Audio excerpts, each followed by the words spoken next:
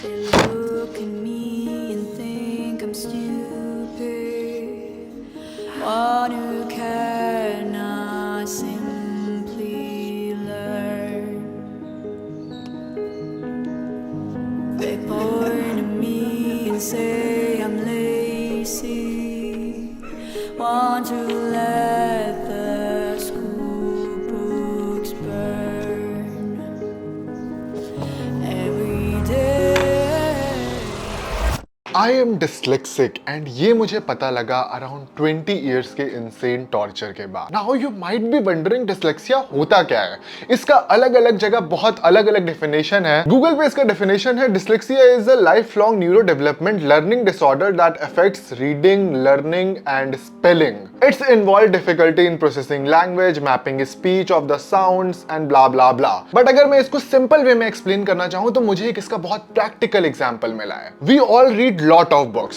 So तुम्हारे सामने ये एक इमेज आई है, ये एक नॉर्मल बुक का पेज है एंड तुम में से शायद से बहुत सारे लोग इसको नॉर्मली रीड कर सकते हो। बट अगर मैं इसको यहाँ पे चेंज कर दूं तब यहाँ पे तुम्हें डिफिकल्टी होगी रीडिंग करने में। तुम्हें सोचना पड़ेगा कि ये वर्ड लिखा क्या है, तुम्हें अपना माइंड काफी ज्यादा यूज करना पड़ेगा उस वर्ड को समझने के लिए। एंड यही सेम चीज होती है डिस्लेक्सिया के साथ। तुम्हें जितना टाइम लग रहा है इस एडिटेड बुक के पेज को पढ़ने के लिए, तुम्हारा जितना ब्रेन पावर, तुम्हें जितना सोचना पड़ रहा है केवल एक पैराग्राफ पढ़ने के लिए, उतना ही टाइम डिस्लेक्सिक लोगों को लगता है एक नॉर्मल पेज को पढ़ने के लिए। बिकॉज जब तुम्हें डिस्लेक्सिया होता है you can't able to figure out the sounds of the word, you can't figure out the spelling of the words, you need to think harder to just understand the single word. मुझे आज की date तक ये भी पता नहीं है कि is there and is there में डिफरेंस क्या होता है।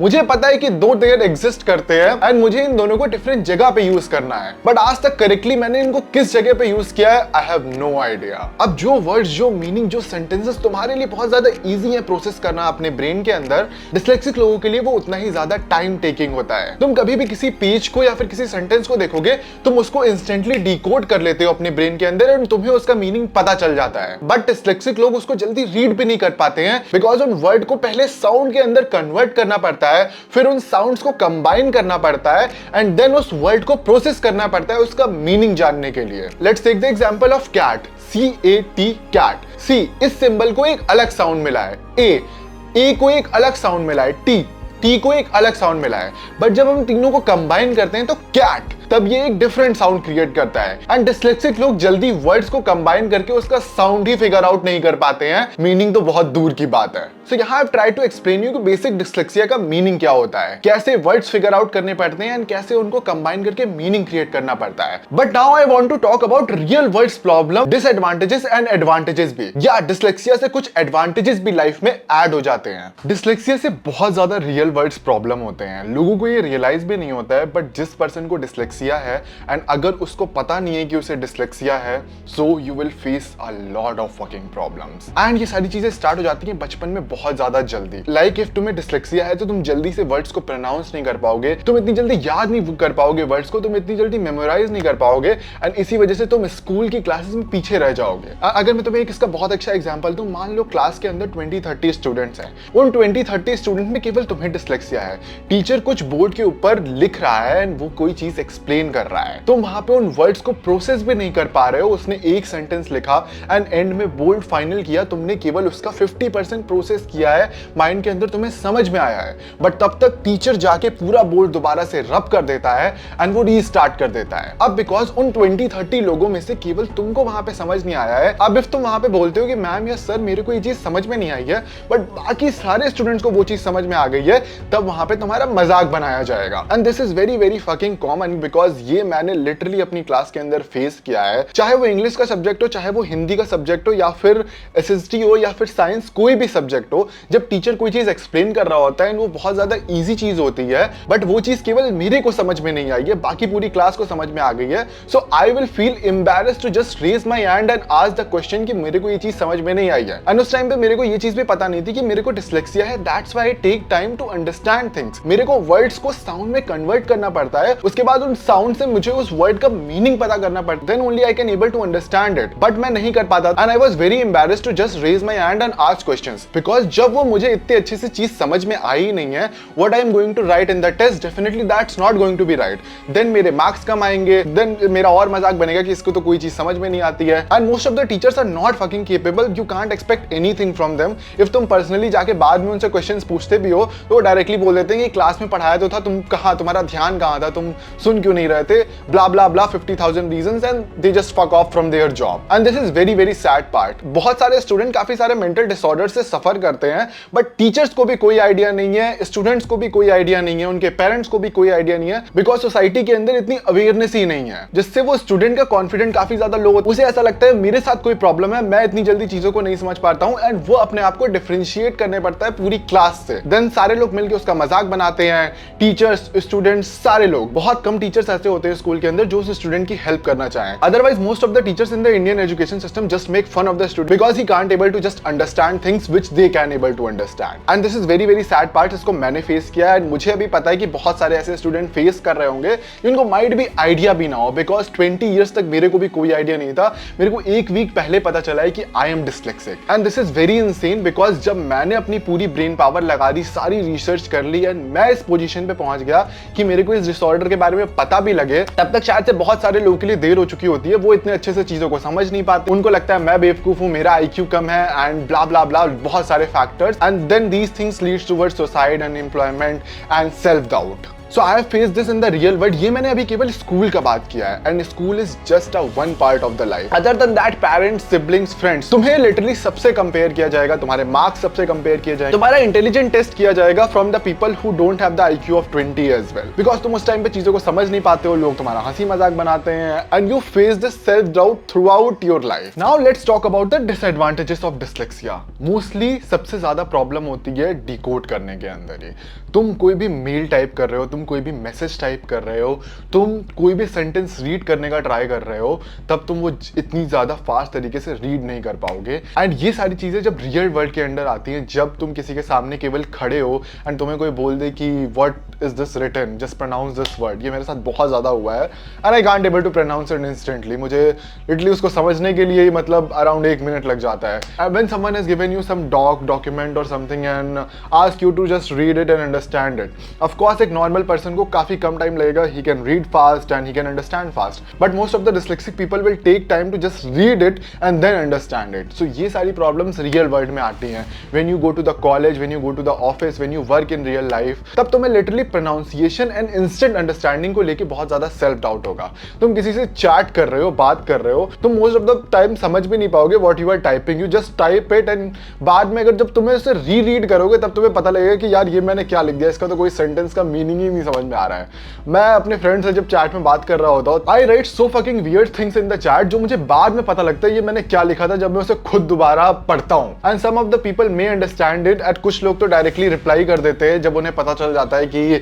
ही can't able to understand English that fast, he is not that good with English और Hindi, he is not good with the pronunciation.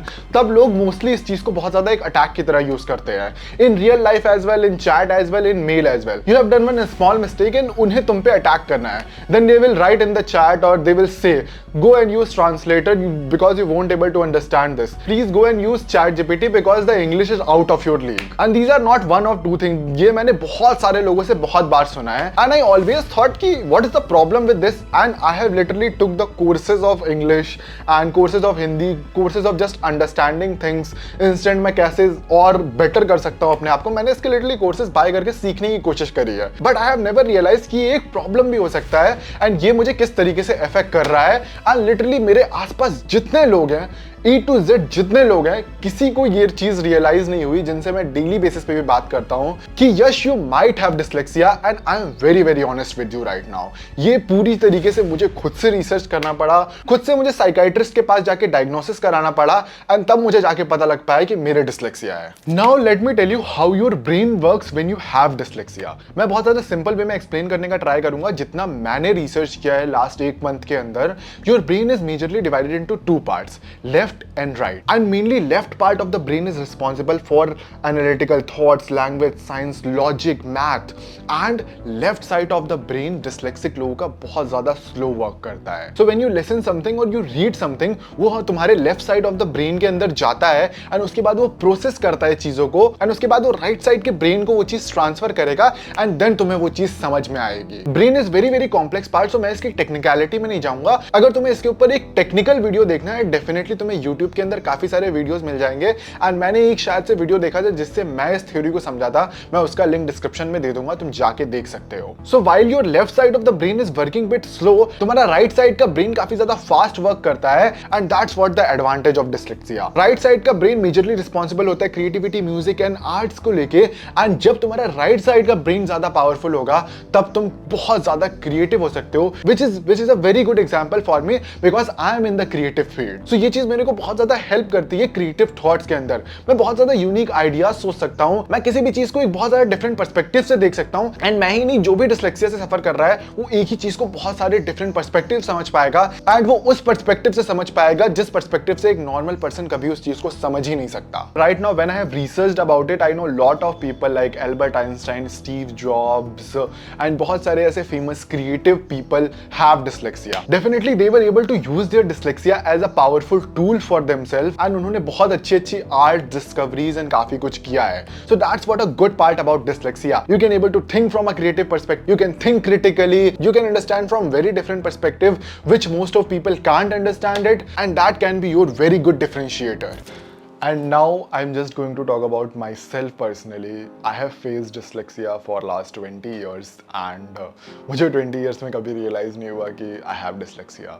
मैंने हमेशा केवल यही सोचा कि I am not smart, I am like dumb एक तरीके से. मतलब लास्ट 1-2 साल पहले तक तो मेरे को ऐसा लगता था कि what I'm going to do in the life. अगर मतलब जेन्युइनली अगर मैं मतलब क्रिएटिव फील्ड को छोड़ के और किसी भी फील्ड में चला जाता because of some reasons, because India के अंदर इतना मतलब क्रिएटिविटी को लेके प्रमोट चीज़ें नहीं करते हैं एंड अगर मैं क्रिएटिव फील्ड को छोड़ के किसी और फील्ड में चला जाता, dyslexia would have fucked me and मुझे नहीं लगता कि मैं और किसी भी फील्ड के अंदर like chartered accountant, consultant, there are lot of fucking fields जो मतलब इंडिया के अंदर लोगों को जितनी पता है like advocate, CA, IIT, engineering, doctor, मुझे पता है कि I wouldn't have succeeded in that dyslexia के साथ and that's a very good thing कि I have selected the creative field and at that time my father has given me that freedom to select like whatever I like doing and मैंने select किया creative field को and right now I'm doing that and अब मुझे realize होता है कि I am not that fucking dumb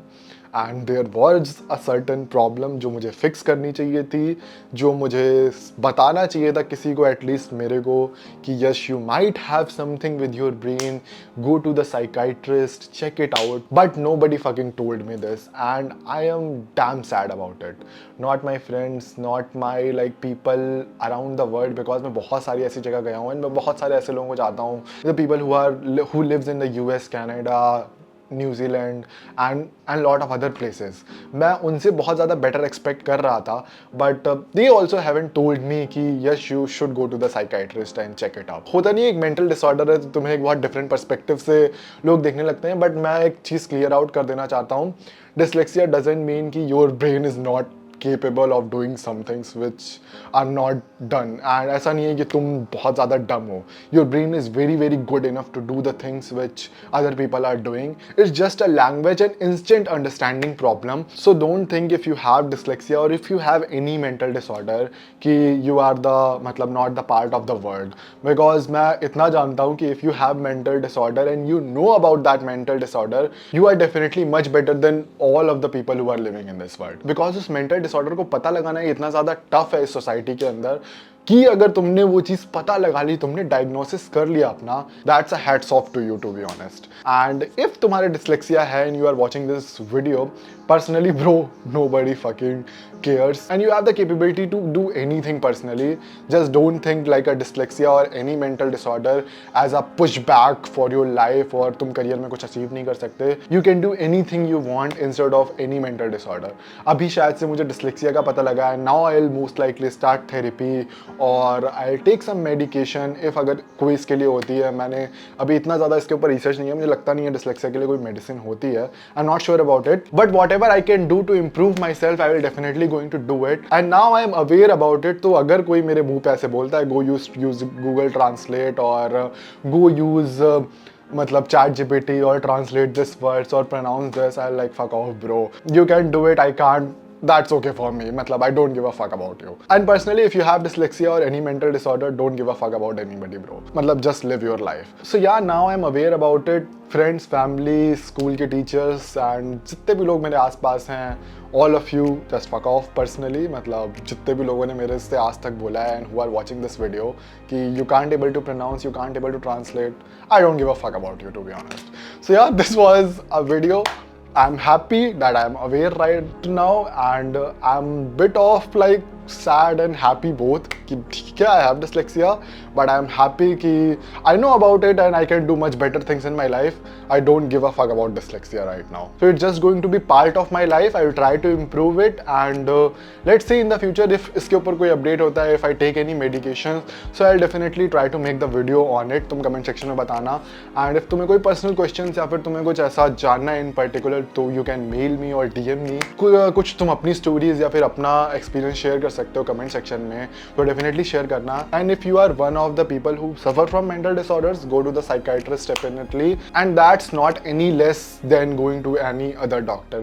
Mental diseases is also a disease. You can go check out the therapist, you can take the therapy, you can find out your disorder, and इससे कुछ भी नहीं होगा to be honest life में। ये एक बहुत बड़ा टैबू बना रखा है सोसाइटी के अंदर, बट इससे कोई फ़र्क नहीं पड़ेगा। Personally from this video many of people will know about my dyslexia as well, and might भी उनके रिएक्शन जब मैं उनसे रियल लाइफ में मिलूँ तो मे बी डिफरेंट हो, but I don't give a fuck about them to be honest. So yeah this was the video. चलो मतलब I try to share my story. This was another story time video and I try to explain dyslexia. Share with your friends who are suffering from any mental disorder or anything, and subscribe to our channel for more videos like this. Bye bye.